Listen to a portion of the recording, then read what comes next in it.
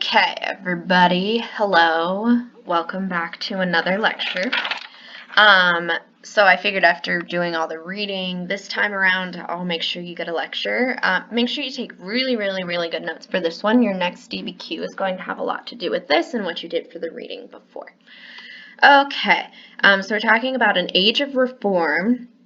Reform means change. I would connotate it to improvement. So during 1820s to 1840s, we're focusing on what Americans did at the time to think about improvement. Okay, to contextualize this age of reform, I'm going to go back to the Second Great Awakening, which you read about in your big reading. So as a reminder, the Second Great Awakening was this belief that anyone can go to heaven. So it's a shift from what it was before, where it's like you have to work really hard, hopefully you make it, and instead anyone can repent from their sins and go to heaven. This belief that reform and changing and repenting will lead to better things and you'll go to heaven transferred to society. So not only do individuals need to improve and do things to go to heaven, but society as a whole also needs to improve. The question is, but how? And the Second Great Awakening really talked a lot about having discipline. So you need to work to better yourself to improve. You need to make changes in your life to improve. And that, I would say that transfers over a lot to today in life.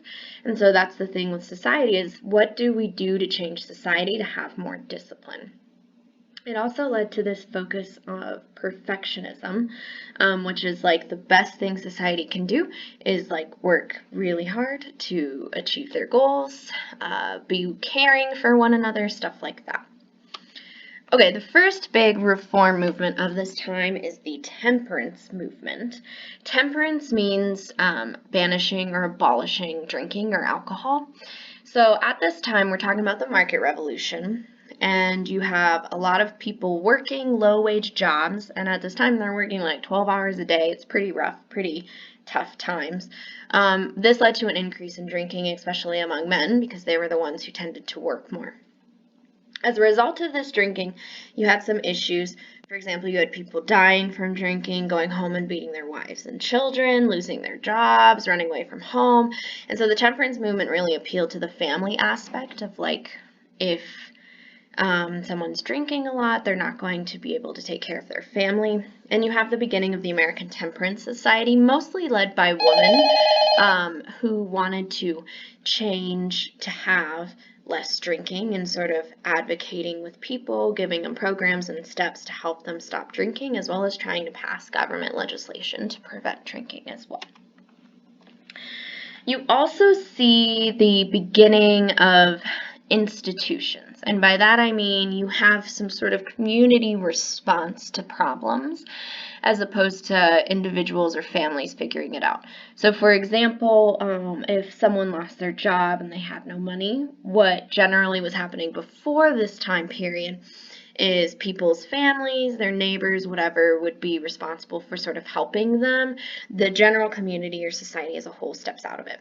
This changes during the 1830s and 1840s, where there's this general idea that community relief needs to happen. So you see the beginning of jails, poorhouses, as they're called, asylums, and orphanages.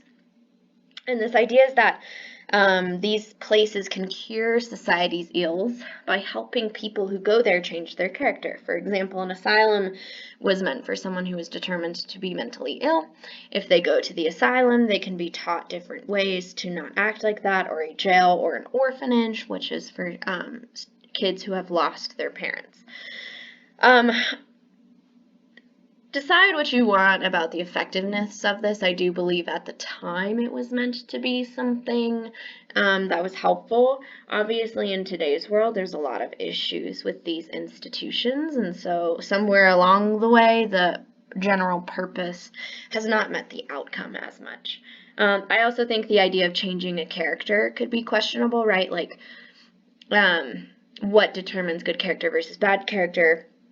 At this time, it's being determined by religion mostly founded and incorporated by white men, right? So something to think about with that. During this time, you also see the start of the common school, also similar to a public school, sort of like us, right? We're a public school. It's this belief that society needs to provide tax-supported state school systems. So before this time, most people were getting their education at home. Hopefully their parents knew enough to teach them. If they needed more, hopefully their parents had enough money to pay for them to go to private school. At the end of the day, though, what these reformers believed was that education would bring equality to a fractured society. So the only way to prevent such a big gap between classes and people is education. The person who was foundational for this, his name is Horace Mann, and he truly believed that instituting these public schools would help in the future with people being able to rise to equality. And I think a lot of public schools and a lot of public school systems and beliefs, that is a very similar belief for today. You also saw things, this is like, for example, a reader. So if you couldn't go to school or when you come home from school, whatever, anything like that, this thing where students have to be able, or they should be able to continue to learn how to read. So it made it easier for teaching kids how to read, sort of beyond just at a basic level. So the school system is a very foundational part to what we have today. I think an interesting aspect of this to think about, though, is, again, that like character thing. So someone is determining what would make someone a good character, and at this time, especially with the market revolution, and you could argue in today's world, it's more about who can be a better worker. Like, what are you going to be learned about to be a good worker? Hi, Mr. Patel. Anyway. So you would see you'd see trends, and we see this today in schools, that are all about discipline, because discipline equals better worker. For example, being prompt, you have to be on time. That school taught them that. You have schedules with a bell telling people where to go, when to go, to make sure that they're on time. And this really does sort of set up people to function well in an industrial economy, which was the United States at that time, and you could argue is the United States today. So schools essentially are trying to discipline people into being workers. I say this as I know our school does that too, and that's a bit ironic and stuff like that, but part of what we do is we are learning history to think critically about the world around us. And so I want you to think critically about the school system in general, and the purpose of what it is. People say education brings equality, which I personally believe that is true, but also education is tailored by the people in charge, and what do the people in charge want? They want workers, right? So something to think about with that. Okay, the next part of this, we're going to talk about people in particular and the bigger movements for reform. Before we get there, I want to talk about the term like freedom and liberty. So these are big characteristics in United States culture, this belief that everyone deserves freedom, everyone deserves liberty. There are different types of freedom, though. There's economic freedom, which is like I have the ability to choose what career, what job I want, right? The ability to try to get the education for the job I want. There's political freedom, the ability to vote, choose my government, run for government. And then there's social freedom. Social freedom is one that is always in flux. But the idea that I can be who I want, regardless of race, gender, sexual orientation, class, anything, ability like that, right? And I still have the freedom to do what I need to do within society, move within society, and I'm not restricted from that. So during this time, you have some pretty significant reform movements in regards to freedom. The biggest one that we're going to spend the most time on is the abolition movement. So abolition is in regards to slavery. So abolitionists started coming about quite a bit after the Second Great Awakening in order to ban and get rid of slavery in the South. Remember, the market revolution led to the increase in slavery because of the need for cotton that is coming from the South. So you see a lot of ads and campaigns moving to not have slavery. I want to talk about the abolition movement in general. It was a pretty big nationwide spread movement. So you had some division as far as what is the right way to go about abolishing slavery. And within these divisions, right, you have whites and blacks deciding what's best, and you can often see that it goes on racial lines. So, for example, there was a society called the American Colonization Society. Probably, actually, no, arguably, actually really is the worst idea for how to abolish slavery, but the idea is that slavery needs to be abolished. And then Black Americans should be deported back to Africa because there's no way they could actually integrate into American society. Pretty racist, right? So that obviously doesn't work. You also have different movements. This man's name is David Walker, that are much more militant abolitionist movements. So the idea is that abolition needs to end immediately, right now. Blacks deserve equal citizenship after the end of slavery, and mobilizing to end slavery could be done by force if necessary. So literally, if we need to start a war, if we need to arm ourselves and have a rebellion to have the end of abolition, that could be possible. You have other people who are using rhetoric, which is like writing, speaking, stuff like that, to also influence abolition. One famous person is William Lloyd Garrison. He wrote The Liberator, which was an abolitionist newspaper. Garrison argued for the immediate abolition of slavery and argued that the best way to do this is to spread the message across the United States as much as possible. So spreading pamphlets, newspapers, sermons in schools, having some sort of like religious undertones in the Declaration of Independence in there, as talking about why they should end slavery. The thing is they're trying to influence slaves. They're trying to influence whites who are not yet part of the movement. They're trying to influence people in the South who are not slave owners to join their cause for abolition, right? The more people you have, the more likely you are to influence the government. Not as easy, though. The Southerners had quite a bit of influence and power over law, which we will see later on. Okay. Abolition was also one of the first racially integrated movements. Especially in the North, you had blacks and whites coming together, trying to solve this problem of slavery. That being said, there's definitely a disparity in leadership. White abolitionists tended to have more leadership positions than black leadership, and there was a division among movements in what to do best. So abolition itself, good thing. Some issues in between the movement, but at the end of the day, the main goal was to get rid of slavery, and most abolitionists towards going up to the Civil War believed that blacks should have equal citizenship, the right to vote, the right to be a part of the government, equal economic opportunity, and equal social opportunity. Other types of abolition comes from resistance to slavery, and this is happening among slaves sort of internally as they are being slaves. One thing you'll read about, you'll hear more about, you have a lot of runaway slaves.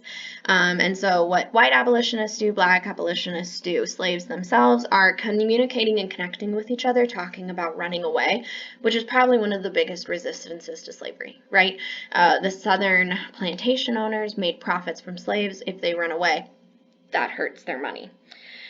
This leads to something like the Underground Railroad. So you see a picture here, you see the railroad here. The Underground Railroad is foundational to the resistance of slavery. Harriet Tubman was a conductor on the Underground Railroad. It's not a real railroad. Essentially what it is you have a network of abolitionists, and if you see in here, they're starting in the South, but most of them are in the North and the Midwest, who help runaway slaves. So they take them into their place, they hide them, they help them get to new places, help them get to free states, try to prevent people from coming and finding them again. Underground Railroad was huge by the time of the Civil War and was one of the biggest and key components to resisting slavery and the abolition movement. It was also very dangerous, right? Anyone who was a runaway slave in particular was in the most danger, but also abolitionists, especially those in the South, helping runaway slaves, were often killed due to doing something like that. The other rebellion for slavery is just straight up rebellions and revolts. The most famous one was an organized revolt against masters. It's called Nat Turner's Rebellion. And so what Nat Turner did is he walked all around or walked through Virginia, preached a lot, talked about how they should attack whites, and eventually they did do that in Virginia. which was pretty significant. However, the outcome of this kind of went the opposite. So Virginia wasn't even considered a huge, like, deep slave state. It was still slave state, though. But as a result to this rebellion, a lot of states started passing laws that restricted more rights from slaves. Less ability to gather together, less ability to interact with whites in certain ways. And so it really sort of hurt slavery more in that way. That being said, they say it's darkest before dawn, right? Like, some things need to happen for changes to come. Okay, last part of that, speaking of freedom for another group of people, is women. So all reform during this time, women are pretty foundational key members of reform, which is interesting because they're mostly supposed to be in the private sphere, the home, right? But you have a lot of women standing up, especially for abolition. So women, you are appealing to their sort of like feminine stereotypes, qualities, however you want to name it, and using that to appeal people to abolish slavery. You see this start of feminism, or women being in the public sphere for abolition. You have, for example, Harriet Beecher, Dorothea Dix. They're writing books, pamphlets about the evils of slavery. But women, you start to see what is called the origin of feminism. And there's this story where these women are trying to go to this abolition meeting, and they are told they are not allowed to be in there because they are women. So women who are doing all of these things for reform were told, you guys can't come to this meeting, you are women. And so women started to speak out about their own treatment as being treated inferior. Of course, not like slaves, but in a lot of ways not having the social, political, and economic freedom that other Americans have. Some famous feminists are named Angelina and Sarah Grimke. They lived in the South, they were abolitionists, but they spoke out quite a bit about how women should be able to speak in public, women should be able to talk about issues in public, and it was pretty controversial, and it divided a lot of abolitionists and feminists themselves, right? Women speaking out in public was a big deal back then, and so you had some feminists being like, hey, no, like, let's know our place, we can write, we can't speak. You had abolitionists saying, like, no, you guys can't. You don't have the ability to actually talk about abolition, stuff like that. Okay. This led to Seneca Falls. So before I say what Seneca Falls, I want to set up what it would be like for women in the 1830s. So some women are working in the market revolution, but once they're married, they're done. Most women are being told they have to stay in the house. Women do not have the right to vote unless the state gives it to them, but a lot of states weren't at the time. And as far as social freedom, there's this term called slavery in marriage. For example, a woman would get married, they would have a house with their husband. If the husband died, they don't actually own that house. So that house would be taken away from them. You also have husbands controlling their economic freedom, telling women they can or can't work, telling women when and where they can go, and also controlling sexual activity, right? Telling women, you need to get pregnant now, not I decide what happens within this house in regards to your body. And so this is where we're talking about women not having freedom at this time. Seneca Falls was a convention in response to women being banned from going to an abolition meeting. It was led by Elizabeth Cady Stanton, and she basically listed, similar to the Declaration of Rights, the rights that women need to have. For example, suffrage, which means the right to vote, the right to participate in anti-slavery movements and reform movements, the right to decide what one can do with one's own body, things like that. So at this time, you see some pretty significant things happening. Cool. Hopefully you took some pretty good notes. Don't forget you're going to have a quiz on this, and this will be really, really essential for your DBQ, your second one that's coming up. So good thing I got a lecture for it. Okay, bye.